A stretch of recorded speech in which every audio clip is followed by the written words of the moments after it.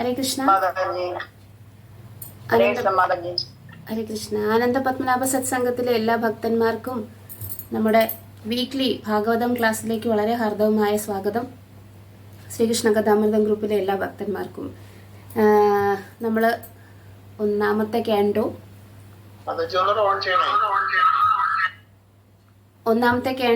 അഞ്ചാമത്തെ അധ്യായത്തില് 22ാമത്തെ ശ്ലോകം വരെയാണ് കഴിഞ്ഞ ആഴ്ച ഡിസ്കസ് ചെയ്തത്. നമ്മളിപ്പോൾ പറഞ്ഞുകൊണ്ടിരിക്കുന്നത് നാരദ മഹർഷിയും വ്യാസദേവനും തമ്മിലുള്ള സംഭാഷണമാണ്. പുരാണങ്ങളും വേദങ്ങളും എല്ലാം എഴുതിയിട്ടും വ്യാസദേവന് സംതൃപ്തി വരാത്തത് കൊണ്ട് എന്താണ് അതിനുള്ള കാരണമെന്ന് അദ്ദേഹം ആലോചിച്ചുകൊണ്ടിരിക്കുമ്പോൾ അദ്ദേഹത്തിൻ്റെ ഗുരുനാഥൻ അവിടെ എത്തുന്നു, നാരദ മഹർഷി.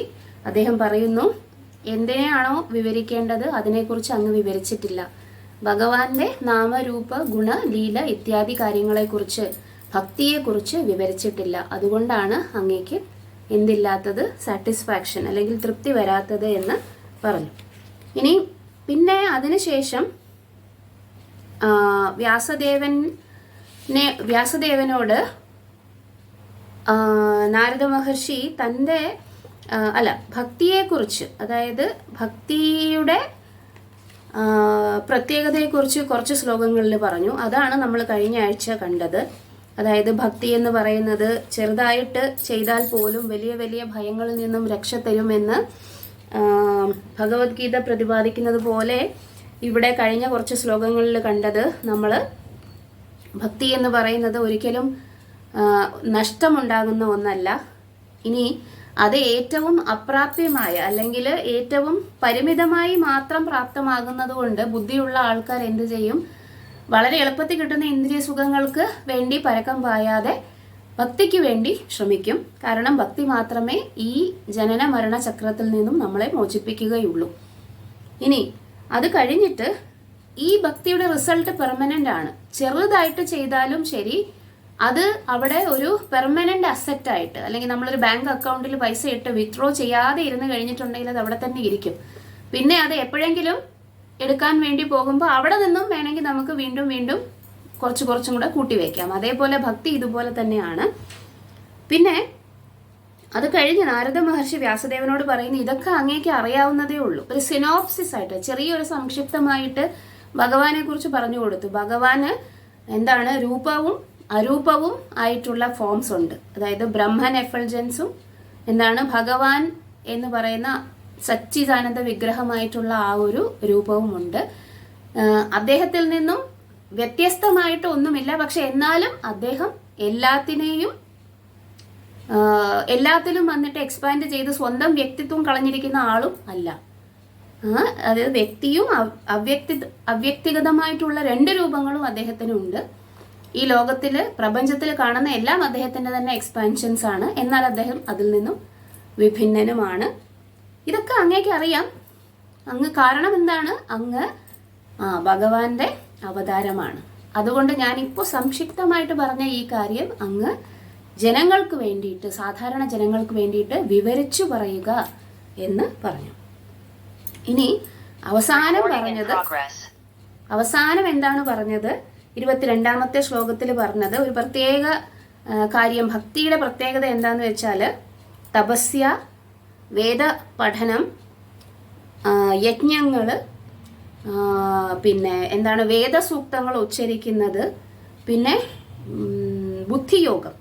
ഇതിലൊന്നും വന്നിട്ട്, അതായത് മെന്റൽ സ്പെക്കുലേഷൻ, മാനസിക ഊഹാപോഹം, ഇതിലെല്ലാം വെച്ചിട്ടും ഭഗവാനെ അറിയാൻ പറ്റുകയില്ല. പിന്നെ ഭക്തി കൊണ്ട് മാത്രമേ ഭഗവാനെ അറിയാൻ പറ്റുകയുള്ളൂ. അതാണ് അവസാനം വന്നിട്ട് അദ്ദേഹം പറഞ്ഞു നിർത്തിയത്. ഇനി ഇത്രയും കാര്യങ്ങൾ അദ്ദേഹം ഭക്തിയെക്കുറിച്ച് പറഞ്ഞു അല്ലേ. അപ്പോൾ അതിന് നാരദ മഹർഷി ഒരു ഉദാഹരണവും കൂടി പറയുന്നു. ഉദാഹരണം പലതരത്തിലുണ്ട്. എന്താണ് ഉദാഹരണം? ഇനിയുള്ളവരുടെ ജീവിതത്തിൽ ഭക്തി ഉണ്ടാക്കിയ മാറ്റങ്ങൾ, അല്ലെങ്കിൽ പുരാണങ്ങളിൽ നിന്നും ചില ഭക്തന്മാർക്ക് എന്താണ് ഭക്തി കൊണ്ടുണ്ടായ വ്യത്യാസങ്ങൾ, ഇതൊക്കെ പറയാം. പക്ഷെ ഇവിടുത്തെ പ്രത്യേകത എന്താന്ന് വെച്ചാൽ നാരദ മഹർഷി സ്വന്തം ജീവിതത്തിൽ ഭക്തി കൊണ്ട് ഉണ്ടായ മാറ്റങ്ങളാണ് ഇനി പറയാൻ പോകുന്നത്. അതായത് ഇനി അദ്ദേഹം തൻ്റെ ആത്മകഥ പറയും. 23ാമത്തെ ശ്ലോകം മുതൽ 31 ശ്ലോകം വരെ നാരദമുനി തൻ്റെ പൂർവ്വ ജന്മത്തെക്കുറിച്ച് വ്യാസദേവന്, ഭക്തിയുടെ ഇമ്പോർട്ടൻസിനെ കുറിച്ച് മനസ്സിലാക്കി കൊടുക്കാൻ വേണ്ടി വ്യാസദേവന് പറഞ്ഞു കൊടുക്കും. അതാണ് നമ്മൾ ഇന്ന് കാണാൻ പോകുന്നത്. ഓക്കെ, അപ്പോൾ നമുക്ക് ക്ലാസ്സിലേക്ക് കടക്കുന്നതിന് മുമ്പ് ഭഗവാനെയും ഗുരുവിനെയും പ്രണമിക്കാം. ചെറിയൊരു കീർത്തനം ചെയ്യാം. ജയ രാധ മാധവ കുഞ്ച ബിഹാരി ഗോപിജനവല്ലഭ ഗിരിവരധാരി.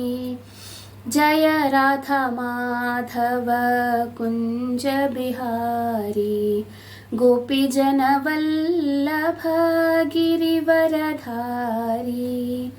യശോദനന്ദന വ്രജ ജനരഞ്ജന, യശോദാനന്ദന വ്രജ ജനരഞ്ജന, ജമുനാ തീരവനചാരി. ജയ രാധ മാധവ കുഞ്ച ബിഹാരി ഗോപിജനവല്ലഭ ഗിരിവരധാരി. ജയ രാധ മാധവ കുഞ്ച ബിഹാരി ഗോപിജനവല്ലഭ ഗിരിവരധാരി. ഹരേ കൃഷ്ണ കൃഷ്ണ കൃഷ്ണ ഹരേ ഹരേ, ഹരേ രാമ രാമ രാമ ഹരേ ഹരേ. ജയ കൃഷ്ണ ബലരാം, ജയ കൃഷ്ണ ബലരാം, കൃഷ്ണ ബലരാം ജയ കൃഷ്ണ ബലരാം. ജയ ഗോരനിതായ്, ജയ ഗോരനിതായ്, ഗോരനിതായ് ജയ ഗോരനിതായ്. ജയ ജയ പ്രഭുപാദ്, പ്രഭുപാദ്, പ്രഭുപാദ് ജയ ജയ പ്രഭുപാദ്. ജയ ജയ ഗുരുദേവ്, ഗുരുദേവ്, ഗുരുദേവ് ജയ ജയ ഗുരുദേവ്. ഓം നമോ ഭഗവതേ വാസുദേവായ, ഓം നമോ ഭഗവതേ വാസുദേവായ, ഓം നമോ ഭഗവതേ വാസുദേവായ. നമഃ ഓം വിഷ്ണുപാദായ കൃഷ്ണപ്രേഷ്ഠായ ഭൂതലേ ശ്രീമദേ ഭക്തിവേദാന്ത സ്വാമിന്നിധി നാമിനെ. നമസ്തേ സരസ്വതേ ദേവേ ഗൗരവാണി പ്രചാരിണേ നിർവിശേഷ ശൂന്യവാദി പാശ്ചാത്യ ദേശധാരിണേ. जय श्री कृष्ण चैतन्य प्रभु नित्यानंद, श्री अद्वैत गदाधरा श्रीवासादि गौर भक्त वृंद. हरे कृष्ण कृष्ण कृष्ण हरे हरे, हरे राम राम राम हरे हरे. ഹരേ കൃഷ്ണ. അപ്പോൾ നമ്മൾ 23-ാമത്തെ ശ്ലോകം മുതലാണ് ഇന്ന് കാണാൻ പോകുന്നത്. അജാമൽ പ്രഭു ശ്ലോകത്തിൻ്റെ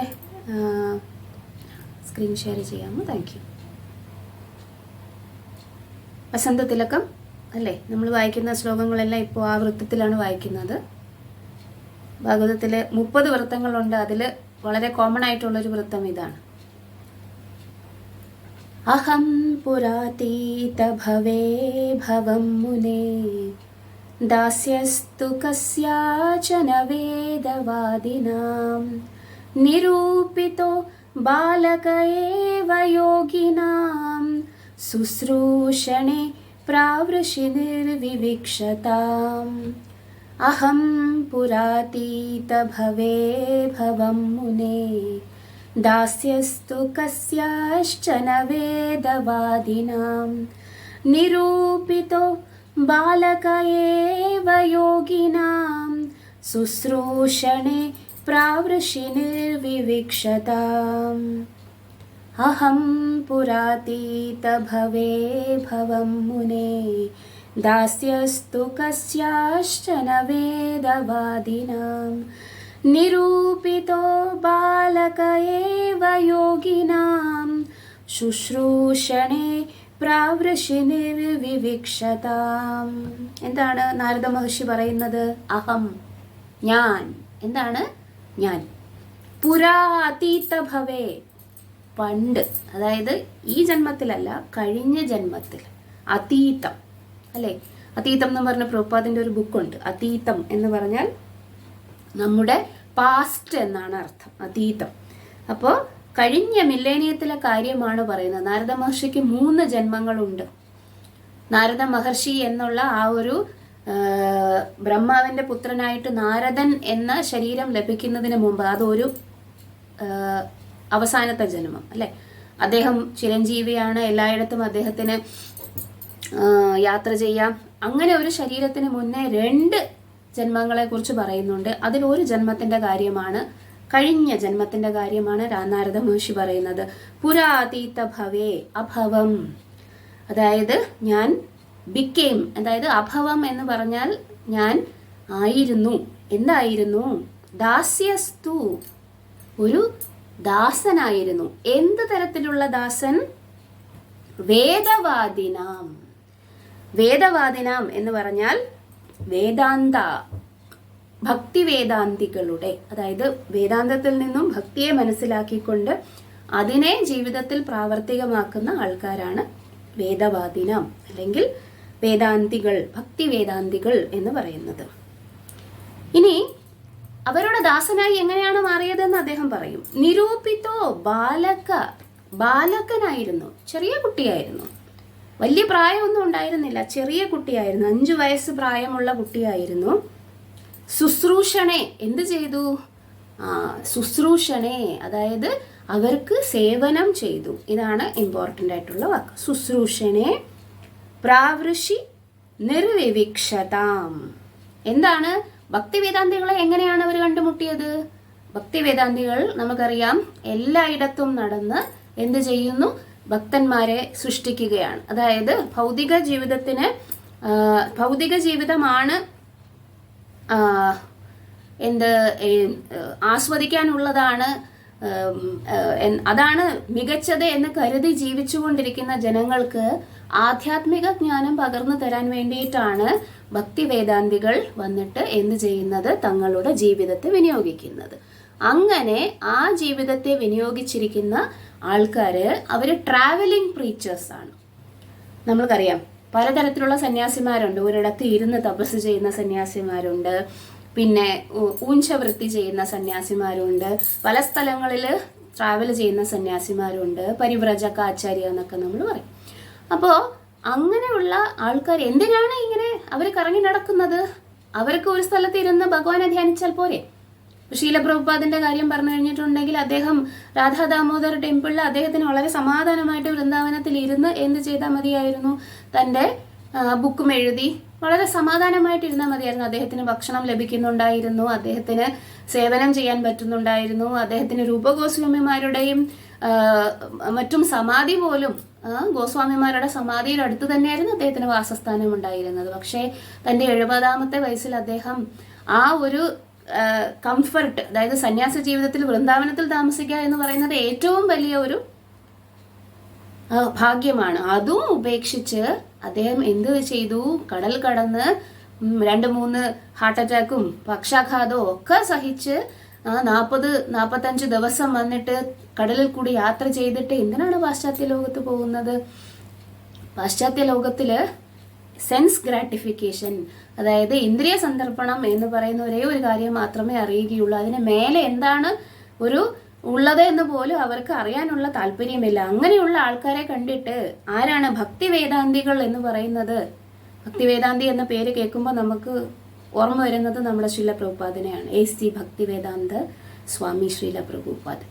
അപ്പോൾ അദ്ദേഹത്തിൻ്റെ ആ പേര് കേൾക്കുമ്പോൾ, ഈ ഭക്തി വേദാന്തി എന്ന ആ ഒരു പേരിൻ്റെ അർത്ഥം തന്നെ അത് തന്നെയാണ്. എന്താണ്? എല്ലാവരോടും കമ്പാഷനേറ്റ് ആണ്, കാരുണ്യമുള്ളവരാണ്. അവർക്ക് അവരുടെ ദുഃഖി, അതായത് മറ്റുള്ളവരുടെ ദുഃഖത്തിൽ ദുഃഖം കാണുന്നവരാണ്. അപ്പം അങ്ങനെ അവർ എന്ത് ചെയ്യും? ട്രാവൽ ചെയ്യും.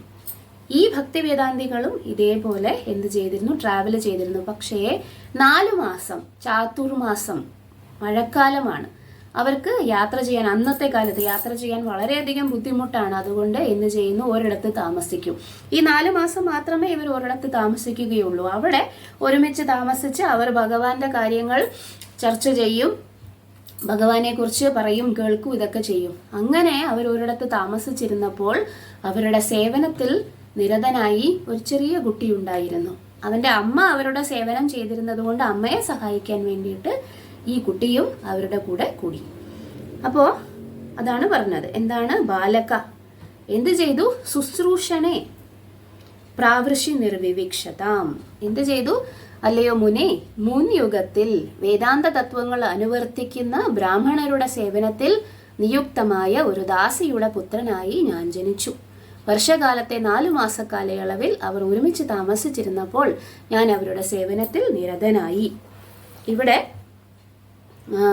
തൻ്റെ പഴയ ജന്മത്തിനെ കുറിച്ച് പറയുകയാണ്. ഇനി ഒരു ജന്മമുണ്ട് നാരദ മഹർഷിക്ക്. ഇതിപ്പോൾ നമ്മൾ ദാസിപുത്രനായത് എങ്ങനെയാണ് എന്ന് ചോദിക്കുമ്പോഴാണ് അതിൻ്റെ ഉത്തരം വരുന്നത്. ദാസിപുത്രനായിട്ട് ജനിക്കാനൊരു കാരണമുണ്ട്. നാരദ മഹർഷി അങ്ങനെ സാധാരണ ആളൊന്നും ആയിരുന്നില്ല. ഉപബർഹണൻ എന്ന് പറയുന്ന വളരെ വിഖ്യാതനായിട്ടുള്ള, ഗന്ധർവന്മാരിൽ മുഖ്യനായിട്ടുള്ള ഒരു വളരെ വലിയ പാട്ടുകാരനായിരുന്നു. അപ്പോൾ അദ്ദേഹത്തിൻ്റെ കാര്യം ഇനി വരുന്ന വഴിയിൽ എന്ത് പറയും, ഭാഗവതത്തിൽ തന്നെ അതിനെക്കുറിച്ച് പറയും. അതുകൊണ്ട് നമുക്ക് അവിടെ നിന്നും ചെറിയൊരു സംക്ഷിപ്തം മാത്രം പറയാം. അദ്ദേഹം വന്നിട്ട് ബ്രഹ്മദേവൻ ഒരു യാഗം ചെയ്യുന്ന സമയത്ത് അദ്ദേഹത്തിൻ്റെ ജോലി, അതായത് ഭഗവാനെ പാടി പുകഴ്ത്തുക എന്ന് പറയുന്ന അദ്ദേഹത്തിൻ്റെ ജോലിക്ക് ചെറിയ ഒരു അഹങ്കാരം കൊണ്ടും സൗന്ദര്യം കൊണ്ടും ആ ഒരു ശബ്ദമാധുര്യം കൊണ്ടും അദ്ദേഹത്തിന് ചെറിയൊരു പ്രശ്നം സംഭവിച്ചു. അങ്ങനെ സംഭവിച്ചപ്പോൾ അദ്ദേഹത്തിന് എന്ത് ചെയ്യേണ്ടി വന്നു? ആ ഒരു പൊസിഷനിൽ നിന്നും ഫോൾ ഡൗൺ. അതാണ് നമ്മൾ പറയുന്നത്, എങ്ങനെയൊക്കെ മേലെ പോയാലും ആ ബ്രഹ്മ ഭുവന ലോക പുനരാവർത്തിനോ അർജുന, അല്ലേ? അതാണ് കാരണം. എത്രയധികം ഹയർ ബർത്ത്, ഇപ്പൊ ഗന്ധർവ, ബ്രഹ്മലോകം എന്നൊക്കെ പറയുന്നത് എന്താണ്, സ്വർഗലോകത്തിലും ഒക്കെയുള്ള ആ ഒരു ആൾക്കാർക്കും വന്നിട്ട് എന്താകാം? ഫോൾ ഡൗൺ, അല്ലെങ്കിൽ പതിച്ചു പോകാം. കാരണം ഭക്തിയില് പരിശുദ്ധമായ ഭക്തിയിൽ നിരതനായിരിക്കുന്ന ആൾക്കാർക്ക് മാത്രമേ അതിനെ തടുക്കാൻ പറ്റുകയുള്ളൂ. അപ്പൊ ഈ ഉപബർഹണനും സംഭവിച്ചത് തന്നെയാണ്. എന്താണോ താൻ ചെയ്യേണ്ടിയിരുന്ന കർത്തവ്യം അത് മറന്നിട്ട് തനിക്ക് ചെയ്യേണ്ടാത്ത ഒരു കാര്യത്തിനെ ചെയ്തത് കൊണ്ട് അദ്ദേഹത്തിന് എന്ത് സംഭവിച്ചു? ഫോൾ ഡൗൺ വന്നു. ആ ബ്രഹ്മ ഭുവനാലോക പുനരാവർത്തിനോ അർജുന. അപ്പൊ എന്ത് സംഭവിച്ചു? അങ്ങനെ ഒരു ദാസിയുടെ പുത്രനായിട്ട് ജനിച്ചു. പക്ഷേ അദ്ദേഹത്തിന്റെ ഭക്തി, ഇതാണ് നാരദ മഹർഷി നേരത്തെ നമ്മളോട് വ്യാസദേവനോട് പറഞ്ഞില്ലേ, ചെറിയൊരു ഭക്തി ചെയ്താലും അത് എന്താകുന്നില്ല, നഷ്ടപ്പെട്ടു പോകുന്നില്ല. അപ്പോൾ ആ ഗന്ധർവൻ ആ സമയത്ത് ഭഗവാനെ കുറിച്ച് പാടുകയും മറ്റു കാര്യങ്ങളും ഒക്കെ ചെയ്തത് അങ്ങനെ പാഴായി പോകുമോ? ഈ ദാസിപുത്രനായി ജനിക്കുമ്പോൾ മറന്നേ പോകുമോ? ഇല്ല. അദ്ദേഹത്തിന് കിട്ടിയ അനുഗ്രഹം എന്താണ്? ഭക്തി വേദാന്തികളുടെ അടുത്ത് എന്ത് ചെയ്യുന്നു? അദ്ദേഹം ഭക്തിവേദാന്തികളുടെ അടുത്ത് അദ്ദേഹം പിന്നെ അവരുടെ സേവനത്തിൽ നിരതനാകാൻ വേണ്ടിയിട്ട് അദ്ദേഹത്തിന് ഒരു അവസരം കിട്ടുന്നു. എന്ത് സംഭവിച്ചു അതിനുശേഷം? 24th ശ്ലോക, 24ാമത്തെ ശ്ലോകം.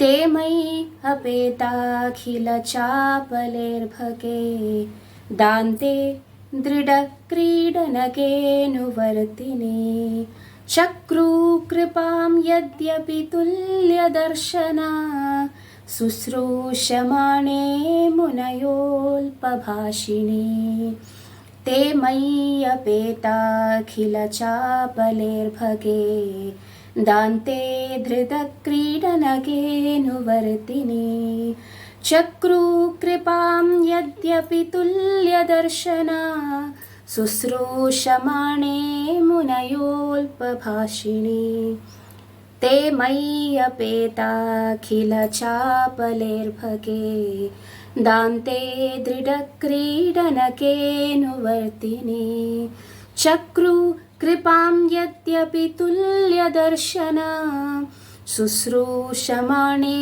മുനയോൽപഭാഷിണി. എന്താണ്? വളരെ മനോഹരമായിട്ടുള്ള കാര്യമാണ് ഇവിടെ പറയുന്നത്. തേ, അതായത് ആരെക്കുറിച്ചാണ് പറയുന്നത്? ഭക്തി വേദാന്തികളെ കുറിച്ച്. കഴിഞ്ഞ ശ്ലോകത്തിൽ ഒരാളെ കുറിച്ച് പറഞ്ഞില്ലേ, ഭക്തി വേദാന്തികളെ കുറിച്ച്. എന്താണ്? മയി, ഞാൻ. മയി എന്ന് പറഞ്ഞാൽ ഞാൻ. എന്താണ്? അവർ എന്ത് ചെയ്തു?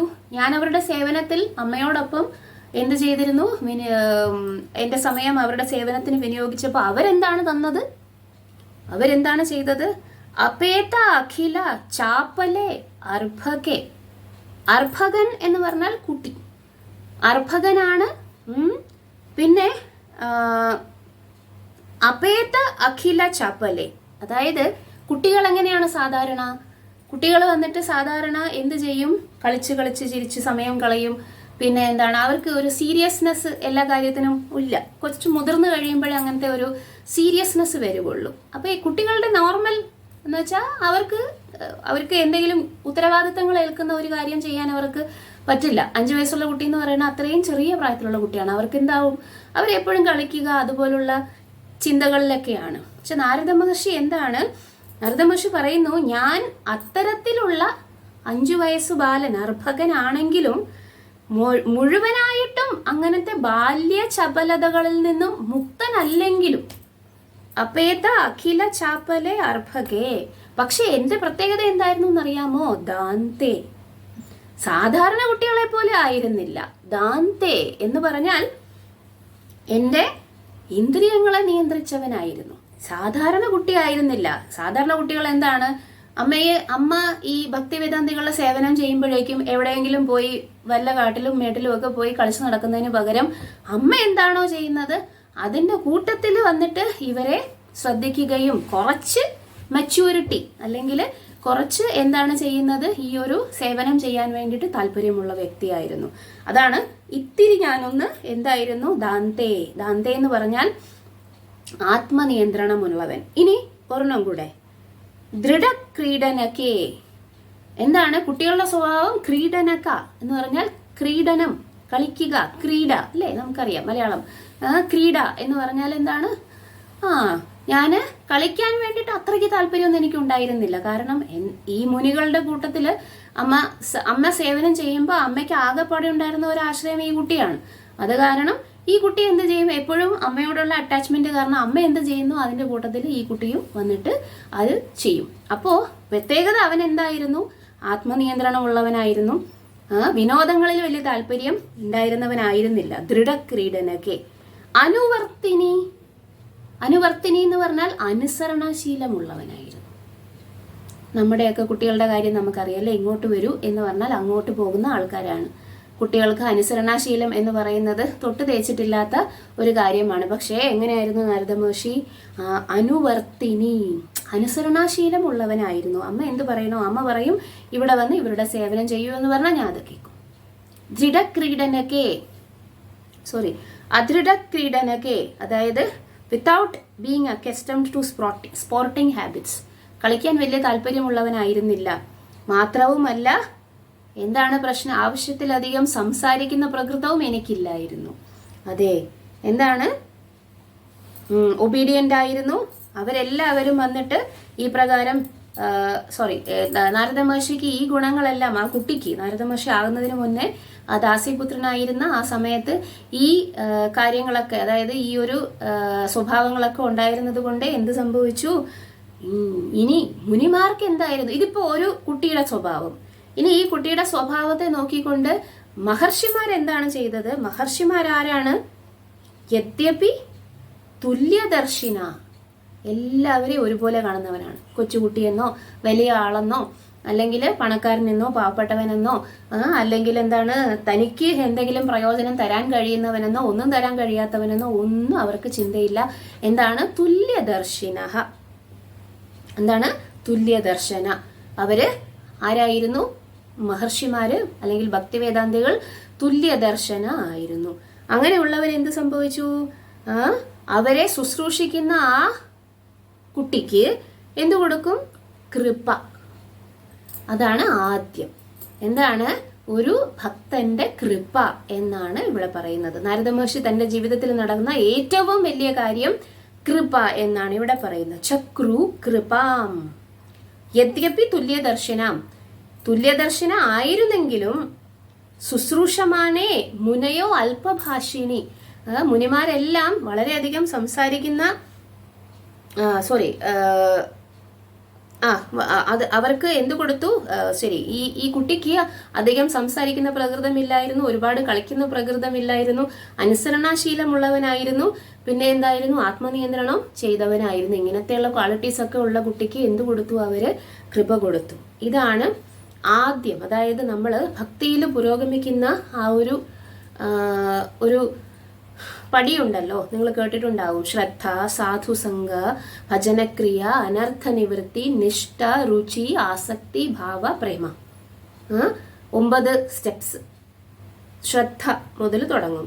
അതിന് തൊട്ട് മുന്നേ ആചാര്യന്മാര് 14 സ്റ്റേജ് പറയുന്നു. 9 അല്ലാതെ അതിനും മേലെയും താഴെയുമായിട്ട് 14 സ്റ്റേജ് പറയുന്നുണ്ട് എക്സ്ട്രാ. പക്ഷെ നമ്മൾ ഈ 9 എണ്ണത്തിനെ കുറിച്ചാണ് മെയിൻലി ഡിസ്കസ് ചെയ്യുന്നത്. ഇവിടെ ശ്രദ്ധയ്ക്ക് മുന്നേ 2 കാര്യങ്ങൾ, അതായത് സതാം കൃപ. ഈ മഹർഷിമാരാണ് സത്തുക്കൾ. സതാം കൃപ, അവരുടെ കൃപ. പിന്നെ എന്താണ്? മഹത് സേവ. ഈ 2 കാര്യങ്ങൾ. നാരദ മഹർഷിക്ക് അവരെന്ത് കൊടുത്തു? അവരുടെ കൃപ കൊടുത്തു. നാരദ മഹർഷി എന്ത് ചെയ്തു? മഹത് സേവ ചെയ്തു. ഈ 2 സേവനം കഴിഞ്ഞതുകൊണ്ട് നാരദ മഹർഷിക്ക് എന്ത് കിട്ടി? ശ്രദ്ധ, അതായത് ഫെയ്ത്ത് ഉണ്ടായി. അതായത് ഭക്തി വേദാന്തികൾ വന്നിട്ട് ഭഗവാനെ കുറിച്ച് സംസാരിക്കുന്നതും പറയുന്നതും എല്ലാം കേട്ടുകൊണ്ട് അതിൽ ഫെയ്ത്ത് ഉണ്ടായി, ശ്രദ്ധയുണ്ടായി. അതായത് തുടക്കം, ശ്രദ്ധ. അപ്പോ എന്താണ്? ഇതാണ് തുടക്കം. അതായത് എന്ത് സംഭവിച്ചു നാരദ മഹർഷിക്ക്? നാരദ മഹർഷി അമ്മ മഹത്തുക്കളെ സേവനം ചെയ്യുന്നത് കൊണ്ട് ആ സേവനത്തിൽ പങ്കാളിയായി. അവർ വന്നിട്ട് നാരദ മഹർഷിയുടെ ഗുണങ്ങൾ ശ്രദ്ധിച്ചു. അങ്ങനെ അവർ എന്ത് ചെയ്തു? അദ്ദേഹത്തിന് കാരുണ്യം കൊടുത്തു. ഇനി നോക്കാം നമുക്ക് അടുത്ത ശ്ലോകത്തിൽ എന്താണ്. 25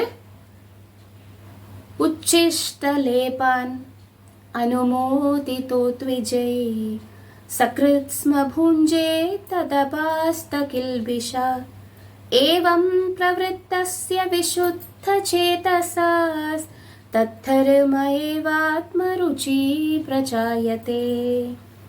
ഉച്ഛിഷ്ടലേപാൻ അനുമോദിതോ ദ്വിജൈ സകൃത് സ്മ ഭുഞ്ജേ തദപാസ്തകിൽബിഷ ഏവം പ്രവൃത്തസ്യ വിശുദ്ധചേതസാസ് തദ്ധർമ ഏവാത്മരുചി പ്രചായത്തെ. ഉച്ഛിഷ്ടലേപാൻ അനുമോദിതോ ദ്വിജൈ സകൃത് സ്മ ഭുഞ്ജേ തദപാസ്തകിൽബിഷ ഏവം പ്രവൃത്തസ്യ വിശുദ്ധചേതസാസ് തദ്ധർമ ഏവാത്മരുചി പ്രജായത്തെ. എന്താണ് അടുത്തത് സംഭവിച്ചത്? അവർക്ക് എന്ത് ചെയ്തു? ശ്രദ്ധയുണ്ടായി. ആ ഭക്തി വേദാന്തികളിൽ നിന്നും അദ്ദേഹം ശിക്ഷണം സ്വീകരിച്ചു. എന്താണ് പറഞ്ഞത്? സതാം കൃപ, മഹത് സേവ, പിന്നെ ശ്രദ്ധ, ഗുരുപാദാശ്രയ. ഓക്കെ, അപ്പോൾ ഈ 4 കാര്യങ്ങൾ ചെയ്തു കഴിഞ്ഞപ്പോഴേക്കും എന്ത് സംഭവിച്ചു നാരദ മഹർഷിക്ക്? അദ്ദേഹം പറയുന്നു, അദ്ദേഹം ഉച്ഛിഷ്ടലേപാൻ. എന്താണ് ഉച്ഛിഷ്ടം? ഭഗവാന്റെയോ ഭക്തന്മാരുടെയോ റെമനൻസ് ഓഫ് ഫുഡ്, അതിനെയാണ് ഉച്ഛിഷ്ടം എന്ന് പറയുന്നത്. ഉച്ഛിഷ്ടം പലതും ആകാം. അവരുടെ ഭക്ഷണത്തിന്റെ പാർട്ടിക്കിൾസ് ആകാം, അല്ലെങ്കിൽ അവർ ധരിച്ച വസ്ത്രമാകാം, അല്ലെങ്കിൽ അവർ അണിഞ്ഞിരുന്ന മാലയാകാം, അല്ലെങ്കിൽ അങ്ങനെ പലതും ആകാം. അവരുടെ പാദം കഴുകിയ ജലമാകാം, അങ്ങനെ പലതും. അതും പരിശുദ്ധ ഭക്തന്മാരുടെ, ഭഗവാന്റെ, ഇവരുടെ 2 പേരുടെയും ഉച്ഛിഷ്ടത്തിന്റെ ഉള്ള പ്രത്യേകത എന്താണെന്ന് 11ാമത്തെ സ്കന്ധത്തില് ഉദ്ധവർ ഭഗവാനോട് പറയുന്നുണ്ട്. ഉദ്ധവർ എങ്ങനെയാണെന്നറിയാമോ? ഉദ്ധവർ കൃഷ്ണനെ പോലെ തന്നെയാണ് കാണാൻ, അങ്ങനെ തന്നെയാണ്. വർണ്ണവും അദ്ദേഹത്തിന്റെ ആകാരവും രൂപവും ഒക്കെ ഏകദേശം കൃഷ്ണനെ പോലെ തന്നെയാണ്. ബൃഹസ്പതിയുടെ ശിഷ്യൻ ഉദ്ധവൻ, ബുദ്ധിസത്തമൻ അല്ലെ ഉദ്ധവർന്ന് നമ്മൾ കേട്ടിട്ടുണ്ട്. ആരാണ്? ഭഗവാൻ വന്നിട്ട് ഈ വൃന്ദാവനത്തിൽ ചെന്ന് ഗോപിമാരെ സന്ദർശിച്ച്, ഉദ്ധവർ ഭഗവാന്റെ വളരെ അടുത്ത സുഹൃത്താണ്. അപ്പോൾ അദ്ദേഹം വന്നിട്ട് എന്ത് ചെയ്യുന്നു? എല്ലാം കഴിഞ്ഞിട്ട് ദ്വാരകയിൽ നിന്നും അദ്ദേഹം വൃന്ദാവനത്തിൽ ചെന്ന് ഗോപിമാരെ സന്ദർശിക്കാൻ വേണ്ടി പറഞ്ഞു വിടുന്നു. ഉദ്ധവരെ ആദ്യം കാണുമ്പോൾ എല്ലാവരും വിചാരിക്കുന്നത് കൃഷ്ണനാണ് എന്ന്. ഉദ്ധവരുടെ പ്രത്യേകത എന്താണ്? ഭഗവാന്റെ ഉച്ഛിഷ്ടമാണ് ഉദ്ധവര് സ്വീകരിക്കുന്നത്. അതിന്റെ പ്രത്യേകത എന്താണെന്ന് ഉദ്ധവർ തന്നെ പറയുന്നുണ്ട്. ത്വയ്യുപഭോക്താ ശ്രഗ്ഗന്ധ വാസാലങ്കാര ചർച്ചിതഃ ഉച്ഛിഷ്ടലേപനം ദാസ തവ മായാ ജയേമഹി. എന്താണ്? ത്വയ്യ് ഉപഭോക്ത, അങ്ങ് ഉപയോഗിച്ച, ശ്രഗ് വസ്ത്രം, ഗന്ധം, ശ്രഗ് ഗന്ധ, വാസ അലങ്കാര ചർച്ചിത പൂമാല, പിന്നെ എന്താണ്? വാസ അതായത് വസ്ത്രം, സുഗന്ധം, ചർച്ചിത മറ്റ് ആഭരണങ്ങളും മറ്റു കാര്യങ്ങളും ഒക്കെ, ഉച്ഛിഷ്ടലേപനം പ്രസാദം, ഉച്ഛിഷ്ടലേപനം എന്ത് ഇതൊക്കെ ചെയ്തു കഴിഞ്ഞിട്ടുണ്ടെങ്കിൽ ദാസ ആരാണോ ഇത് ഉപയോഗിക്കുന്നത്, തവ മായാ ജയേമഹി, അങ്ങനെ ഉപയോഗിച്ചു കഴിഞ്ഞിട്ടുണ്ടെങ്കിൽ അങ്ങയുടെ മായയെ ജയിക്കാൻ പറ്റും എന്നാണ് പറയുന്നത്. ഓക്കെ, അപ്പോൾ ഇതുപോലെ തന്നെയാണ് നാരദ മഹർഷിയും ചെയ്യുന്നത്. ആരുടെ? ഭക്തി വേദാന്തികളുടെ ഉച്ഛിഷ്ടം. അപ്പോൾ ഉച്ഛിഷ്ടലേപാൻ, അതും അവര് അറിയാതെ ഒന്നുമല്ല, അനുമോദിതോ ദ്വിജയ്, അതായത് ഈ വേദാന്തി ബ്രാഹ്മണന്മാരെ എന്ത് ചെയ്തു? പറഞ്ഞിട്ടാണ് അത് ചെയ്തത്. സകൃത് സ്മ ഭുഞ്ചേ, ഒറ്റ പ്രാവശ്യമേ അങ്ങനെ കഴിച്ചുള്ളൂ. അതായത് വളരെ ഇമ്പോർട്ടൻ്റ് എന്ന് പറഞ്ഞാൽ അത്രയും ചെറിയ ഒരു കൃപയാണെങ്കിൽ കൂടി അതിന് വളരെ വലിയ റോൾ അദ്ദേഹത്തിന്റെ ജീവിതത്തിൽ ചെയ്യാനുണ്ടായിരുന്നു എന്നാണ് അദ്ദേഹം പറയുന്നത്. എന്താണ് പറയുന്നത്? സകൃത് സ്മ ഭുഞ്ചേ, ഭുജിക്കുക എന്ന് പറഞ്ഞാൽ ഭക്ഷിക്കുക. അതും ചെറിയ, once upon a time in the past I took there mahaprasadam അല്ലേ? എന്താണ്? തത്, ആ ഒരു ആക്ഷൻ കൊണ്ട് അപാസ്ത കിൽബിഷ. എന്താണ് കിൽബിഷ എന്ന് പറഞ്ഞാൽ? എല്ലാ പാപങ്ങളും. അപസ്ത കിൽബിഷ എന്ന് പറഞ്ഞാൽ എല്ലാ പാപങ്ങളും മാറിയൻ്റെ. ഉച്ഛിഷ്ടലേപനം എന്ത് ചെയ്തു? അദ്ദേഹത്തിന്റെ പാപങ്ങളെല്ലാം മാറ്റി എന്നാണ് പറയുന്നത്. ഏവം പ്രവൃത്തസ്യ വിശുദ്ധ ചേതസ, അത് മാത്രമല്ല പാപങ്ങൾ മാറുക മാത്രമല്ല ചെയ്യുന്നത്, എന്തായി മാറി? വിശുദ്ധ ചേതസ. ഇനി തദ്ധർമ്മ ഏവാത്മ രുചി പ്രജായത്തെ, അതും കഴിഞ്ഞിട്ട് വിശുദ്ധ സത്വം അല്ല സത്വഗുണത്തിൽ നിരതനായിരിക്കുക മാത്രമല്ല ഭഗവാനോടുള്ള അല്ലെങ്കിൽ ആ ഒരു ആത്മീയതയോടുള്ള രുചിയും വന്നു. അപ്പൊ ഇതൊക്കെ എന്താണ്? നമ്മൾ നേരത്തെ കണ്ടത് എന്താണ്? സതാം കൃപ, മഹത് സേവ, ഗുരുപാദാശ്രയ, പിന്നെ എന്തായിരുന്നു?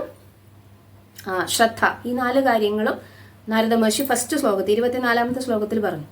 ഇനി ഈ 25ാമത്തെ ശ്ലോകത്തിൽ അദ്ദേഹം പറയുന്നു ഭജനേഷു സ്പൃഹ. അദ്ദേഹം എന്ത് ചെയ്തു? ഇത് പ്രാക്ടീസ് ചെയ്തു. പിന്നെ ഭക്തി, അങ്ങനെ അദ്ദേഹത്തിന് ഭക്തി ഉണ്ടായി. പിന്നെ എന്ത് സംഭവിച്ചു? അപസ്ത കിൽബിഷ, അതായത് അദ്ദേഹത്തിന്റെ പാപങ്ങളെല്ലാം മാറി. എങ്ങനെയാണ് മാറിയത്? അനർത്ഥ അപഗമനം എന്നാണ് അതിന് പറയുന്നത്. അനർത്ഥ നിവൃത്തി എന്ന് നമ്മൾ പറയും. പിന്നെ നിഷ്ഠ, അദ്ദേഹം ഭയങ്കര റെഗുലറായി മായി ഭക്തിയിൽ. ഇന്ന് ചെയ്യും, നാളെ ചെയ്യൂല, മറ്റന്നാൾ ചെയ്യും, അതിന് പിന്നെ ചെയ്യൂല, അങ്ങനെയല്ല. നിഷ്ഠ എന്ന് പറഞ്ഞാൽ എല്ലാ ദിവസവും മുടങ്ങാതെ അനുഷ്ഠിക്കുന്ന ഒരു കാര്യം. ഇനി രുചി എന്ന് പറഞ്ഞാൽ അവസാനം അങ്ങനെ നിഷ്ഠയോടുകൂടി ഭക്തി ചെയ്ത് കഴിയുമ്പോഴാണ് എന്തുണ്ടാകുന്നത്? ഭക്തിയിൽ രുചി ഉണ്ടാവുന്നത്, ആധ്യാത്മികതയിൽ രുചി ഉണ്ടാവുന്നത്. അപ്പൊ ഇത്രയും കാര്യം അദ്ദേഹത്തിന് സംഭവിച്ചു. ചെറുതായി അദ്ദേഹം പറയുകയാണ്. അതായത് ഇത് വിവരിച്ച് ഇനി പറയും. അപ്പോൾ ഉച്ഛിഷ്ടലേപാൻ അനുമോദിതോ ദ്വിജയ് സകൃത് സ്മ ഭുഞ്ചേ, ഒരു ഒറ്റ പ്രാവശ്യം മാത്രമേ എങ്ങാണ്ടേ കഴിച്ചുള്ളൂ എന്നാണ് അദ്ദേഹം പറയുന്നത്. പക്ഷെ എന്നാലും തദ് അപസ്ത കിൽബിഷ ഏവം പ്രവൃത്തസ്യ വിശുദ്ധ ചേതസഃ തത്തർമ്മ ഏവാത്മ രുചി പ്രജായത്തെ. അല്ലേ? മനസ്സിലാവുന്നുണ്ടല്ലോ നിങ്ങൾക്ക്? ഉച്ഛിഷ്ടലേപനം, പിന്നെ എന്താണ്? അപസ്ത കിൽബിഷ, അതായത് സിൻസ് എല്ലാം മാറി, അല്ലെങ്കിൽ പാപമെല്ലാം മാറി തീർന്നു. അത് മാത്രമല്ല അങ്ങനെ പ്രവർത്തിച്ചതുകൊണ്ട് വിശുദ്ധ ചേതസ്സായിട്ട് മാറി, സദ്ഗുണത്തിൽ നിൽക്കുന്നവനായിട്ട് മാറി. പിന്നെ തദ്ധർമ്മ ഏവാത്മ രുചി പ്രജായത്തെ, അതിൽ നിന്ന് ആ ഒരു ആധ്യാത്മിക പാതയിൽ നിഷ്ഠയും രുചിയും ഉണ്ടായി വന്നു. ഓക്കെ, അപ്പോൾ ഇത് എന്താണ് ഇതിൻ്റെ പ്രത്യേകത? ഈ ഒരു ശ്ലോകം കൊണ്ട് നമ്മൾ എന്ത് മനസ്സിലാക്കണം? സേവനം, ഭക്തിയുത സേവനം, ഭക്തന്മാർക്ക് ചെയ്യുന്ന ഭക്തിയുത സേവനം, പരിശുദ്ധ ഭക്തന്മാർക്ക് ചെയ്യുന്ന ഭക്തിയുത സേവനം എന്ന് പറയുന്നത് നമ്മുടെ ജീവിതത്തിൽ ഇതുപോലെ മാറ്റങ്ങൾ ഉണ്ടാക്കാം. നാരദ മഹർഷിക്ക് ഉണ്ടാക്കിയ മാറ്റങ്ങൾ പോലെ തന്നെ നമ്മുടെ ജീവിതത്തിൽ മാറ്റങ്ങൾ ഉണ്ടാക്കാം. അതുകൊണ്ട് ഏറ്റവും ഇമ്പോർട്ടൻ്റ് ആണ് എന്ത്? സ്പിരിച്വൽ മാസ്റ്റർ, ആധ്യാത്മിക ഗുരുനാഥൻ, പരിശുദ്ധ ഭക്തനെ സേവിക്കുക എന്നത്. പരിശുദ്ധ ഭക്തന്മാരെ സേവിക്കുക എന്നത്, അവരുടെ സേവനത്തിൽ അവരുടെ ഉച്ഛിഷ്ടം ഭക്ഷിക്കുക എന്നത് വഴിയാണ് ഏറ്റവും കൂടുതൽ കൃപ വരുന്നത് എന്ന് നമുക്ക് മനസ്സിലായി. അപ്പോൾ അത് കഴിഞ്ഞിട്ട് എന്ത് സംഭവിച്ചു? 26 എന്താണ് പറയുന്നത്? 26 തത്രാൻവഹം കൃഷ്ണകഥാ പ്രഗായതാം അനുഗ്രഹേണ ശ്രവണം മനോഹര താ ശ്രദ്ധയാമേനുപദം വിശൃണ്വതാ പ്രിയശ്രവസ്യംഗമമാഭവദ്രുചി. അദ്ദേഹം പറയുന്നത് എന്താണ്? തത്രാൻവഹം കൃഷ്ണകഥാ പ്രഗായതാം അനുഗ്രഹേണ ശ്രവണം മനോഹര താ ശ്രദ്ധയാമേനുപദം വിശൃണ്വതാ പ്രിയശ്രവസ്യംഗമമാഭവദ്രുചി. തത്രാൻവഹം കൃഷ്ണകഥാ പ്രഗായതാം അനുഗ്രഹേണ ശ്രവണം മനോഹര താ ശ്രദ്ധയാമേനുപദം വിശൃണ്വതാ പ്രിയശ്രവസ്യംഗമമാഭവദ്രുചി. തത്ര അതിനുശേഷം എന്താണ്? അനുഗ്രഹേണ എന്ന് പറഞ്ഞാൽ ആദ്യത്തെ ഇതിനകത്ത് തത്ര അനു അഹം, അതെല്ലാം കൂടെ ചേർത്തിട്ടാണ് തത്രാന്വഹം എന്നുള്ള കൂട്ടി യോജിപ്പിച്ച ഒരു വാക്ക് വന്നത്. ഇതിനെ 3 ഡിവൈഡ് ചെയ്ത തത്ര അനു അഹം. തത്ര അനു അഹം എന്താണ്? എനിക്ക് സംഭവിച്ചത് എന്താണ്? അതായത് എല്ലാ ദിവസവും അങ്ങനെ ചെയ്തത് കൊണ്ട്, അതായത് എന്ത് ചെയ്തു? അവരുടെ സേവനം ചെയ്തു, അവർ കൃപ തന്നു. അതുകൊണ്ട് കൃഷ്ണകഥാ പ്രഗായതാം, എന്താണ് അവർ ചെയ്തത്? കൃഷ്ണകഥ പ്രഗായതാം. അവര് വെറുതെ ഈ കുട്ടിയുടെ അടുത്ത് സാധാരണ കാര്യങ്ങളല്ല സംസാരിക്കുന്നത്. ഇത് 5 വയസ്സുള്ള കുട്ടിയല്ല, അതിനെന്ത് മനസ്സിലാകും എന്നൊന്നും വിചാരിച്ചു അവരവരുടെ കൃഷ്ണകഥയൊന്നും നിർത്തിയില്ല. ഭക്തിവേദാന്തികളുടെ പ്രത്യേകത എന്താണ്? തുല്യദർശന. അങ്ങനല്ലേ നമ്മൾ നേരത്തെ പറഞ്ഞത്? തുല്യദർശന എന്ന് പറഞ്ഞാൽ കുട്ടിയാണോ വലുതാണോ അതോ പാവപ്പെട്ടവനാണോ പണക്കാരനാണോ എന്തെങ്കിലും തരാൻ കഴിവുള്ളവനാണോ അല്ലാത്തവനാണോ ഇതൊന്നും അവർ നോക്കാറില്ല. എല്ലാവർക്കും ഒരുപോലെ കരുണ കൊടുക്കുന്നവനാണ് കൃഷ്ണകഥ പ്രഗായത. അത് അവർക്ക് അത് മാത്രമേ ചെയ്യാൻ പറ്റുകയുള്ളൂ. മീൻസ് അത് മാത്രമേ അവർക്ക് ചെയ്യാൻ അറിയുകയുള്ളൂ. അതാണ് അവർ ചെയ്യുന്നതും. എന്താണ് ചെയ്യുന്നത്? കൃഷ്ണകഥ പ്രഗായത. ഇനി അത് കഴിഞ്ഞിട്ട് ആ കൃഷ്ണകഥ കേട്ടിട്ട് ഇദ്ദേഹത്തിന് എന്ത് സംഭവിച്ചു? ഈ കുട്ടിക്ക് അനുഗ്രഹേണ, അവരുടെ അനുഗ്രഹം കൊണ്ട്, അശൃണ്വം എന്താണ്? കേട്ടു. ആ കുട്ടിക്ക് എന്ത് ചെയ്യാൻ പറ്റും? അതിന് പുസ്തകം വായിക്കാൻ അറിയാമോ? ഇല്ല, വെറും ദാസീപുത്രനാണെന്നാണ് പറഞ്ഞത്. സാധാരണ 5 വയസ്സേ ഉള്ളൂ. ഗുരുകുല വിദ്യാഭ്യാസമോ അതുപോലെ എന്തെങ്കിലും കിട്ടുന്നതായിരുന്നോ ഒന്നും നമുക്കറിയില്ല. ആ കുട്ടി പഠിച്ചിട്ടുണ്ടോ ഇല്ലയോ? താളിയോല ഗ്രന്ഥങ്ങളും മറ്റ് സ്ക്രിപ്റ്റേഴ്സും ഒക്കെ വായിക്കാൻ അറിയാമായിരുന്നോ? ഇതൊന്നും അറിയത്തില്ല കുട്ടിക്ക്. എന്താണ് അറിയാം? ശൃണ്വതാം, കേൾക്കുക. ഇതാണ് ഈ പദത്തിൽ ഇമ്പോർട്ടൻ്റ് ആയിട്ടുള്ള കാര്യം, ശൃണ്വതാം. പിന്നെ എന്താണ് കേൾക്കുന്നത്? മനോഹരം. എന്താണ് മനോഹരം എന്ന് പറഞ്ഞാൽ? മനസ്സിനെ ഹരിക്കുന്നത് ആണ് മനോഹരം. എന്താണ് മനോഹരം? ഭൗതിക ലോകത്തിൽ മനോഹരം എന്ന് പറഞ്ഞു കഴിഞ്ഞിട്ടുണ്ടെങ്കിൽ കാണുന്ന എല്ലാത്തിലും നമ്മൾ ഇന്ദ്രിയ സുഖങ്ങളെ തരുന്ന ഒന്നിനെയാണ് മനോഹര എന്ന് പറയുന്നത്. പക്ഷെ ഭക്തി വേദാന്തികൾക്ക് എന്താണ് മനോഹരം? കൃഷ്ണകഥ. അതാണ് ഇവിടെ പ്രത്യേകത. കാരണം ഈ കൃഷ്ണകഥ മനോഹരമാകുന്നത് എങ്ങനെയാണ്? അത് വന്നിട്ട് നമ്മളുടെ ഹൃദയത്തിൽ അനർത്ഥങ്ങൾ മാറ്റി അതിനെ എന്ത് ചെയ്യും? സത്വഗുണത്തിലേക്ക് കൊണ്ടുവരും. അങ്ങനെയാണ് അത് മനോഹരമാകുന്നത്. മാത്രമല്ല എത്ര കേട്ടാലും വീണ്ടും വീണ്ടും കേൾക്കാൻ തോന്നുന്നതാണ്. നമ്മൾ വേറെ ഒരു ഭൗതികമായിട്ടുള്ളൊരു പുസ്തകം, ഒരു നോവൽ വായിച്ചു കഴിഞ്ഞാൽ അല്ലെങ്കിൽ ഒരു സിനിമ കണ്ടു കഴിഞ്ഞാൽ അതിൻ്റെ ക്ലൈമാക്സ് വരെ മൊത്തം കണ്ടു കഴിഞ്ഞിട്ട് രണ്ടാമത് ഒരു പ്രാവശ്യം കൂടെ കാണാൻ, മൂന്നാമത് കണ്ടാൽ, നാലാമത് കണ്ടാൽ, അഞ്ചാമത് കണ്ടാൽ ഇതൊക്കെ എന്താണ്? ഇതൊക്കെ അറിയാവുന്ന കഥയല്ലേ? അതിലൊരു വലിയ എക്സൈറ്റ്മെന്റോ അല്ലെങ്കിൽ കൂടുതൽ കേൾക്കാനുള്ള താല്പര്യമോ ഉണ്ടാവുകയില്ല. പക്ഷേ കൃഷ്ണകഥയുടെ പ്രത്യേകത എന്താണ്? ഒരു പ്രാവശ്യം കേൾക്കുമ്പോൾ നമുക്ക് ചില കാര്യങ്ങൾ മനസ്സിലാകും, അടുത്ത തവണ കേൾക്കുമ്പോൾ വീണ്ടും ചില കാര്യങ്ങൾ മനസ്സിലാകും, ഇനിയത്തെ തവണ കേൾക്കുമ്പോൾ വീണ്ടും പുതിയതായിട്ടുള്ള റിയലൈസേഷൻസ് വരും. ഇതാണ് കൃഷ്ണകഥയുടെ പ്രത്യേകത. മനോഹര അല്ലേ, മനസ്സിനെ ഹരിക്കുന്നത്. അങ്ങനെ എന്ത് ചെയ്തു? ശ്രദ്ധയാമേ അനുപതം വിശൃണ്വത. അതും വളരെ ഇമ്പോർട്ടൻ്റ് ആണ്. അങ്ങനെ ശ്രദ്ധയ, റെസ്പെക്റ്റ്ഫുള്ളി. എങ്ങനെയാ കേട്ടത്? വെറുതെ കേൾക്കുകയല്ല ചെയ്യുന്നത്. ശ്രദ്ധയാ മേ അനുപതം വിശൃണ്വത. വിശൃണ്വത, ശൃണ്വത, വിശൃണ്വത. ശൃണ്വത എന്ന് പറഞ്ഞാൽ എന്താണ്? കേൾക്കുക. വെറുതെ കേൾക്കുകയല്ല. വിശൃണ്വത, വിശേഷാൽ എന്ന് പറയുന്ന, അതായത് ഭയങ്കര എന്താണ്, ആഗ്രഹത്തോടു കൂടി അല്ലെങ്കിൽ പ്രത്യേകിച്ച് ശ്രദ്ധയോടു കൂടി കേൾക്കുക എന്നുള്ളതാണ്. എന്താണ്? വിശൃണ്വത, ഭയങ്കര അറ്റൻറ്റീവായിട്ട് കേട്ടു. ആരെക്കുറിച്ച്? പ്രിയശ്രവസി. എന്താണ് പ്രിയശ്രവസി? ഭഗവാന്റെ ഒരു പേരാണ് പ്രിയശ്രവൻ എന്ന് പറയുന്നത്. ശ്രവിക്കുക എന്ന് പറഞ്ഞാൽ കേൾക്കുക, പ്രിയശ്രവൻ എന്ന് പറഞ്ഞാൽ അദ്ദേഹത്തെക്കുറിച്ച് കേൾക്കാൻ എല്ലാവർക്കും പ്രിയമാണ്. അതുകൊണ്ടാണ് അദ്ദേഹത്തെ പ്രിയശ്രവൻ എന്ന് പറയുന്നത്. മമ അഭവത് രുചിഹി. അങ്ങനെ എനിക്ക് എന്ത് സംഭവിച്ചു? രുചി, അതായത് അത് കേട്ടുകൊണ്ടേയിരിക്കാനുള്ള രുചി.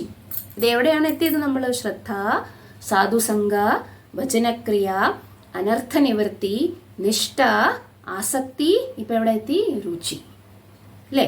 7 സ്റ്റെപ്പും നാരദ മഹർഷി കഴിഞ്ഞു. അതിനു മുന്നേ നമ്മൾ സതാം കൃപ, മഹത് സേവ പറഞ്ഞു. ഇതിനിടയ്ക്ക് ഇത്രയും സ്റ്റെപ്പുകൾ നാരദ മഹർഷി കഴിഞ്ഞിട്ട് എന്ത് ചെയ്യുന്നു? ഇപ്പൊ അദ്ദേഹം ഇതെല്ലാം കേട്ടുകൊണ്ട് അദ്ദേഹത്തിന് എന്ത് സംഭവിച്ചു? രുചി അല്ലേ? രുചിയാണ് കിട്ടിയത്. ഇനി ഇതെന്താണ്? ഇതിനകത്ത് ശ്രീല പ്രഭുപാദ്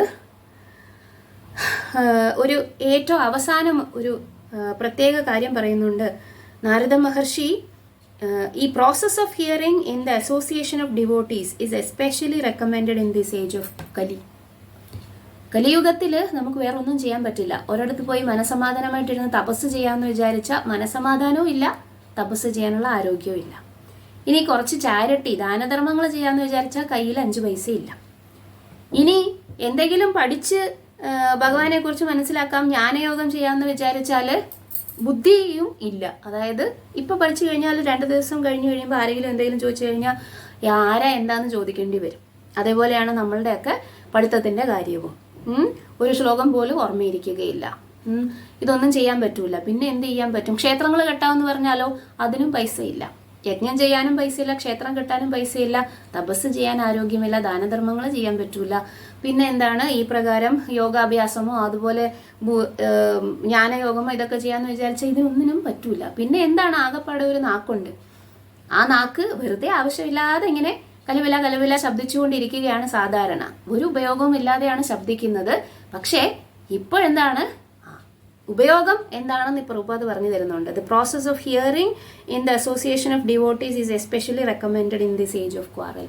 കേൾക്കുക, ജപിക്കുക, നാമസങ്കീർത്തനം, ഹരിനാമം കേൾക്കുക, ഹരിനാമം ജപിക്കുക. ഇത് മാത്രം മതി. ഹരേർ നാമ ഹരേർ നാമ ഹരേർ നാമ ഏവ കേവലം കലൗ നാസ്ത്യേവ നാസ്ത്യേവ നാസ്ത്യേവ ഗതിരന്യഥ. വേറെ ഒരു ഗതിയുമില്ല. ഈ ഒരു ഗതി മാത്രമേ ഉള്ളൂ. ഗതിർ ഭർത്ത പ്രഭു സാക്ഷി നിവാസ ശരണം സുഹൃത്ത്. ആ ഭഗവാൻ ഗതിയായിട്ട് കിട്ടണം എന്നുണ്ടെങ്കിൽ എന്ത് വേണം? നമ്മൾക്കൊരു ഗതി മാത്രമേ ഉള്ളൂ. എന്താണ്? നാമജപം മാത്രം. അതാണ് പ്രഭുപാദ് പറഞ്ഞത്. ഈ നാരദ മഹർഷി അതാണ് നമ്മൾക്ക് പറഞ്ഞു തരുന്നത്. ആ കുട്ടിയായിരുന്ന സമയത്ത് കേൾക്കാനും അത് ജീവിതത്തിൽ പ്രാവർത്തികമാക്കാനുമുള്ള അവസരം നാരദ മഹർഷിക്ക് കിട്ടി. അതുകൊണ്ടാണ് ഇങ്ങനെയൊക്കെ അദ്ദേഹത്തിന്റെ ജീവിതത്തിൽ പോസിറ്റീവായിട്ട് സംഭവിച്ചത്. നമ്മുടെ ജീവിതത്തിലും പോസിറ്റീവായിട്ട് സംഭവിക്കും. എന്ത്? ഭഗവാനെ കുറിച്ച് കേൾക്കുക. എന്തൊക്കെ കാര്യങ്ങളാണ് ഭഗവാൻ ഭാഗവതത്തിനകത്ത് എഴുതി വെച്ചിരിക്കുന്നത് പ്രഭുപാദ് നമ്മൾക്ക് വേണ്ടിയിട്ട് അല്ലേ? അപ്പോൾ ഇതൊക്കെ എല്ലാ ദിവസവും വായിക്കുകയും കേൾക്കുകയും ചെയ്തു കഴിഞ്ഞാൽ ആ കുറച്ചു നേരമെങ്കിലും നമ്മളുടെ മനസ്സിന് എന്ത് സംഭവിക്കും? സമാധാനം കിട്ടും. ബാക്കിയുള്ള എല്ലാ മറ്റ് ആവശ്യമില്ലാത്ത കാര്യങ്ങളിൽ മനസ്സ് വ്യാപരിപ്പിച്ച് എങ്ങോട്ടൊക്കെയോ പോകുന്നതിന് പകരം ഇതുപോലുള്ള കുറച്ച് പ്രൊഡക്റ്റീവായിട്ടുള്ള, അതായത് നമ്മുടെ ആധ്യാത്മിക പുരോഗതിക്ക് വേണ്ടിയിട്ട് അത്രയധികം കോൺട്രിബ്യൂട്ട് ചെയ്യുന്ന തരത്തിലുള്ള, നല്ലതായിട്ട് തരുന്ന തരത്തിലുള്ള എന്തെങ്കിലും പ്രവർത്തനങ്ങൾ ഡെയിലി ചെയ്യണം. അതുകൊണ്ടാണ് ശ്രീല പ്രഭുപാദ് പറയുന്നത് ബുക്സ് ആർ ദ ബേസിസ്. പുസ്തകങ്ങളാണ്. എന്തിനാണ് നാം ജപിക്കുന്നത്? എന്തിനാണ് സേവനം ചെയ്യുന്നത് ഇത് മനസ്സിലാക്കി ചെയ്തു കഴിഞ്ഞാൽ മാത്രമേ അത് നിലനിൽക്കത്തുള്ളൂ. അല്ലെങ്കിൽ ഇന്ന് വരും, ജപിക്കും, കുറച്ചു നാൾ കഴിയുമ്പോഴത്തേനും അതിലുള്ള ടേസ്റ്റ് പോകും, പിന്നെ സേവനം ചെയ്യാൻ ഉള്ള മനസ്സും ഇല്ല, ജപവും ഇല്ല, അവസാനം എല്ലാം ഉപേക്ഷിച്ച് വീണ്ടും ഭൗതികതയിലേക്ക് പോകും. പക്ഷെ അങ്ങനെയല്ല പ്രഭുപാദ് പറയുന്നത്. എന്താണ് പറയുന്നത്? Books are the basis. Books. എന്തിനാണ് ബുക്സ്? ഇത്രയും കഷ്ടപ്പെട്ട് അദ്ദേഹം ഈ 70ാമത്തെ വയസ്സിൽ കുത്തിയിരുന്ന് മരണക്കിടക്കയിൽ കിടന്നിട്ട് പോലും അദ്ദേഹം വന്നിട്ട് ട്രാൻസ്ലേഷൻ ചെയ്തുകൊണ്ടിരിക്കുന്നത് ആർക്ക് വേണ്ടിയിട്ടാണ്? നമുക്ക് വേണ്ടിയിട്ടാണ്. നമ്മൾക്ക് വായിക്കാനുള്ള കഴിവുണ്ട്, കണ്ണിന് കാഴ്ചയുണ്ട്, കയ്യിൽ പുസ്തകവും ഉണ്ട്. ഭഗവത്ഗീത ഒക്കെ ഡിസ്ട്രിബ്യൂട്ട് ചെയ്യുമ്പോൾ ആൾക്കാർക്ക് കൊടുക്കും. അപ്പോൾ അവര് എന്ത് ചെയ്യും? അതുകൊണ്ട് പൂജാമുറിയിൽ വെക്കും, അടച്ച് ഭദ്രമായിട്ട്, ഒരിക്കലും തുറക്കാത്തതുപോലെ അവിടെ വെക്കും. എന്താണ്? പൂജിക്കുകയാണ്. പക്ഷെ എന്ത്? തുറന്ന ഒരക്ഷരം വായിച്ചില്ലെങ്കിൽ എന്ത് പ്രയോജനം? നമ്മൾ അങ്ങനെ ആയിക്കൂടാ. നമ്മളുടെ കയ്യിൽ പുസ്തകം ഉണ്ടെങ്കിൽ ഡെയിലി വായിക്കണം. അറ്റ്ലീസ്റ്റ് ആഴ്ചയിൽ ഒരിക്കൽ നമ്മൾ ഈ പ്രകാരം ചർച്ച ചെയ്യുമ്പോഴെങ്കിലും എന്ത് ചെയ്യണം? വായിക്കണം, അല്ലേ? അപ്പൊ ഇതിൽ എല്ലാ കാര്യങ്ങളും നമ്മൾ വായിക്കുന്നില്ല. ഭക്തിവേദാന്ത പർപ്പട്ട് എന്ന് പറയുന്നത് നമുക്ക് പ്രഭുപാദ് എഴുതിയ ലവ് ലെറ്ററാണ്. ഭക്തിവേദാന്ത പർപ്പട്ട് എന്ന് പറയുന്നത് അത്രയധികം സ്നേഹത്തോടു കൂടി ആചാര്യന്മാരുടെ എല്ലാ പുസ്തകങ്ങളിൽ നിന്ന് അദ്ദേഹത്തിന് കിട്ടിയ റിയലൈസേഷൻ, വിജ്ഞാനം വെറും തുച്ഛമായ ഒരു 400 രൂപ കൊടുത്ത് നമ്മൾ വാങ്ങിക്കുകയാണ്. എന്ത്? പ്രിന്റിംഗ് കോസ്റ്റ് മാത്രം. അതിൻ്റെ അകത്തുള്ള ജ്ഞാനത്തിന് മൂല്യമിടാൻ അല്ലെങ്കിൽ വിലയിടാൻ പറ്റുമോ? ഇല്ല. ആ ജ്ഞാനം എന്ന് പറയുന്നത് എന്താണ്? വിലയേ ഇല്ലാത്ത ജ്ഞാനമാണ്, അമൂല്യമായതാണ്. പക്ഷെ എന്നിട്ടും നമുക്ക് അദ്ദേഹം തരുന്നു. എന്ത് തരുന്നു? ഈ ജ്ഞാനം തരുന്നു. അദ്ദേഹം അത്ര സ്നേഹത്തോടു കൂടി, my dear Haripriya Devidasi, I am your eternal well wisher, ever well wisher, your ever well wisher. അദ്ദേഹത്തിന്റെ ലെറ്ററിന്റെ ഏറ്റവും അവസാനം പ്രഭുപാദ് ശിഷ്യന്മാർക്ക് എഴുതുന്നതാണ്, യുവർ എവർ വെൽ വിഷർ, നിന്റെ എന്നത്തെയും അഭ്യുദയകാംക്ഷി. ശരിയാണ്, അദ്ദേഹം ഇവിടെ നിന്ന് പോയി എങ്കിലും അദ്ദേഹത്തിന്റെ ഈ പുസ്തകങ്ങളിൽ കൂടെ ഇന്നും അദ്ദേഹം നമ്മൾക്ക് എഴുതിക്കൊണ്ടിരിക്കുകയാണ്. എന്താണ്? ഭക്തിവേദാന്ത പർപ്പട്സ്. ഈ പർപ്പട്സിന്റെ മാധുര്യം എന്ന് പറയുന്നത് വായിച്ചാൽ മാത്രമേ മനസ്സിലാകുകയുള്ളൂ. ചിലപ്പോൾ ഒന്നും മനസ്സിലാകത്തില്ലായിരിക്കാം, എന്നാലും ശ്രമിക്കുക. കാരണം ശ്രമിക്കും തോറും എന്ത് സംഭവിക്കും? പ്രഭുപാദിന്റെ കൃപ കൊണ്ട് നമുക്ക് മനസ്സിലായി കിട്ടും, അല്ലേ? അപ്പൊ നമുക്ക് കണ്ടിന്യൂ ചെയ്യാം. അങ്ങനെ നാരദ മഹർഷിയുടെ ജീവിതത്തിൽ സംഭവിച്ചത് നമ്മുടെ ജീവിതത്തിലും സംഭവിക്കാം എന്നാണ് പറഞ്ഞു വരുന്നത്. അപ്പൊ അടുത്ത ശ്ലോകം 27. പിന്നെ എന്ത് സംഭവിച്ചു? ഇപ്പൊ എവിടെ എത്തി? നമ്മൾ രുചി പ്രജായത്തെ, അല്ലേ? അദ്ദേഹത്തിന് രുചി പ്രജായത്തെ. ഇനി എന്ത് സംഭവിച്ചു? തസ്മിൻസ്തദാ ലബ്ധരുചേർമഹാമതേ പ്രിയശ്രവസ്യ സ്ഖലിതാമതിർമമ യയാഹമേതത് സതസത് സ്വമായയാ പശ്യേമയി ബ്രഹ്മണി കൽപിതം പരേ. തസ്മിൻസ്തദാ ലബ്ധരുചേർമഹാമതേ പ്രിയശ്രവസ്യ സ്ഖലിതാമതിർമമ യയാഹം ഏതത് സദസത് സ്വമായയാ പശ്യേമയി ബ്രഹ്മണി കൽപിതം പരേ. തസ്മിൻസ്തദാ ലബ്ധരുചേർമഹാമതേ പ്രിയശ്രവസ്യ സ്ഖലിതാമതിർമമ യയാഹമേതത് സദസത് സ്വമായയാ പശ്യേമയി ബ്രഹ്മണി കൽപിതം പരേ. എന്ത് സംഭവിച്ചു? തസ്മിൻ, അങ്ങനെ തഥാ, ആ സമയത്ത്, ലബ്ധ രുചേ, ലബ്ധ ലഭിക്കുക. എന്ത് കിട്ടി നാരദ മഹർഷിക്ക്? രുചി. അത് നേരത്തെ പറഞ്ഞു അല്ലേ, എന്താണ് കിട്ടിയത് എന്ന്? രുചി. മഹാമതേ, അല്ലയോ ഗ്രേറ്റ് സേജ്, വ്യാസദേവനോടല്ലേ പറയുന്നത്. അപ്പൊ മഹാമതേ എന്ന് വ്യാസദേവനെയാണ് വിളിക്കുന്നത്. അങ്ങനെ രുചി ലഭിച്ചതിന് ശേഷം ആരിലാണ് രുചി ലഭിച്ചത്? പ്രിയശ്രവസി എന്താണ്? കേൾക്കാൻ വേണ്ടിയിട്ട് വളരെയധികം കൊതിക്കുന്ന ആളാണ് ഭഗവാൻ. അതുകൊണ്ടാണ് പ്രിയശ്രവൻ എന്ന് പറയുന്നത്. അസ്ഖലിത മതിർ മമഹ, അവിടെയും ഇമ്പോർട്ടൻ്റ് ആയിട്ടുള്ള ഒരു സംഭവമുണ്ട്. അസ്ഖലിത മതി. വെറുതെ ഇന്ന് 1 മണിക്കൂർ വായിച്ചു, 2 ദിവസം വായിക്കാൻ വേണ്ടിയിട്ട് അല്ലെങ്കിൽ കേൾക്കാൻ വേണ്ടിയിട്ട് താല്പര്യമില്ല. പിന്നെയും 2 ദിവസം കഴിഞ്ഞ് വീണ്ടും എന്തോ ആരോ പറഞ്ഞു വായിക്കുന്നു പറഞ്ഞു, അതുകൊണ്ട് വായിച്ചു. വീണ്ടും അങ്ങനെയല്ല. നാരദ മഹർഷി എന്ത് ചെയ്തു? അസ്ഖലിത മതിർ, എന്താണ് അസ്ഖലിത മതിർ എന്ന് പറഞ്ഞാൽ? Uninterrupted attention. അൺഇൻറ്ററപ്റ്റഡ് അതായത് ചഞ്ചലമാകാത്ത അല്ലെങ്കിൽ അചഞ്ചലമായത് എന്ന് വേണമെങ്കിൽ പറയാം. അസ്ഖലിത മതിർ അചഞ്ചലമായിട്ടുള്ള ബുദ്ധിയോടുകൂടി എന്ത് ചെയ്തു? മതിർ മമ യയാ അഹം ഏതത്. എന്ത് സംഭവിച്ചു? അദ്ദേഹത്തിന് എല്ലാം മനസ്സിലായി. എന്താണ് എല്ലാം മനസ്സിലായത് എന്ന് പറയുന്നു? യയാ അഹം ഏതത് സദ് അസത് സ്വമായയാ പശ്യേ. കണ്ടു. എന്ത് കണ്ടു? ഞാൻ ആരാണ്? ഭഗവാൻ ആരാണ്? ഞാനും ഭഗവാനും തമ്മിലുള്ള ബന്ധം എന്താണ്? അത് എന്തുകൊണ്ടാണ് ഞാൻ മറന്നുപോയത്? 4 കാര്യങ്ങൾ. Who am I? Who is Krishna? And what is the relationship between Krishna and me? And why I have forgotten this relationship. ഈ 4 കാര്യങ്ങളാണ് നാരദ മഹർഷി കണ്ടത്. എന്താണ് കണ്ടത്? എൻ്റെ ഒരേ ഒരു കാരണം കൊണ്ടാണ് ഞാൻ ഇതെല്ലാം മറന്നുപോയത്, അല്ലേ? എൻ്റെ ഒരേ ഒരു കാരണം കൊണ്ട്. എന്താണ് ആ കാരണം? അജ്ഞത. അജ്ഞത, അല്ലേ? അജ്ഞത എന്ന് പറയുന്ന, അതായത് ഭഗവാന്റെ പാർട്ട് ആൻഡ് പാഴ്സലാണ്, ഭഗവാന്റെ അംശങ്ങളാണ് നമ്മൾ. ഭഗവാന്റെ പോലെ തന്നെ സത്ത് ചിത്ത് ആനന്ദ സ്വഭാവമുള്ള ജീവാത്മാക്കളാണ് ഞാൻ എന്ന് മറന്നു പോയിട്ട് ഞാൻ ഈ ശരീരമാണ്, ഞാൻ ഹരിപ്രിയ ദേവിദാസിയാണ്, ഞാൻ ഈ ശരീരത്തിന്, സ്ത്രീ ശരീരത്തിന് ഉടമയാണ്, ഞാൻ അതാണ് ഇതാണ് അങ്ങനെയാണ് ഇങ്ങനെയാണ്, എൻ്റെ സ്ഥലം ഇതാണ്, എൻ്റെ രാജ്യം ഇതാണ്, എൻ്റെ ഭർത്താവ് ഇതാണ്, എൻ്റെ മക്കൾ ഇതാണ്, അങ്ങനെയുള്ള കാര്യങ്ങളെല്ലാം ശരീരത്തോട് ബന്ധിപ്പിച്ച് കണ്ട് കണ്ട് കണ്ട് കണ്ട് കണ്ട് നമുക്ക് എന്ത് സംഭവിക്കുന്നില്ല? ഞാൻ ജീവാത്മാവാണെന്ന ഒരു കാര്യമേ മറന്നുപോയി. അങ്ങനെ മറന്നുപോയത് കൊണ്ടാണ് ഈ പ്രകാരം ഞാൻ ജനന മരണ ചക്രത്തിൽ കിടന്ന് എന്ത് ചെയ്യുന്നത്? തിരിഞ്ഞു മറിഞ്ഞു കളിക്കുന്നത് എന്ന് ആർക്ക് മനസ്സിലായി? പശ്യേ, കണ്ടു. എന്ത് കണ്ടു? സത് അസത് സ്വമായയ. എന്താണ്? എൻ്റെ തന്നെ ഇഗ്നോറൻസ് കൊണ്ടാണ്. സ്വമായയ, എൻ്റെ തന്നെ ഇഗ്നോറൻസ് കൊണ്ടാണ് ഈ സത്തും അസത്തും, അതായത് നമ്മുടെ ഈ സൂക്ഷ്മ സ്ഥൂല ശരീരങ്ങളെ ഞാനാണെന്ന് വിചാരിച്ചുകൊണ്ട് ഞാൻ എന്ത് ചെയ്യുന്നത്? ഈ ഭൗതിക ലോകത്തിൽ പെട്ടുപോയിരിക്കുന്നത് എന്ന് ആർക്ക് മനസ്സിലായി? നാരദ മഹർഷിക്ക് മനസ്സിലായി. ഇതാണ് ജ്ഞാനം എന്ന് പറയുന്നത്. പ്രോപ്പർ ജ്ഞാനം എന്ന് പറയുന്നത് ഇതാണ്. എന്താണ്? ഞാൻ ആരാണ്, ഭഗവാൻ ആരാണ്, എന്തുകൊണ്ടാണ് ഞാൻ സഫർ ചെയ്യുന്നത് എന്ന് മനസ്സിലാക്കുന്നത്.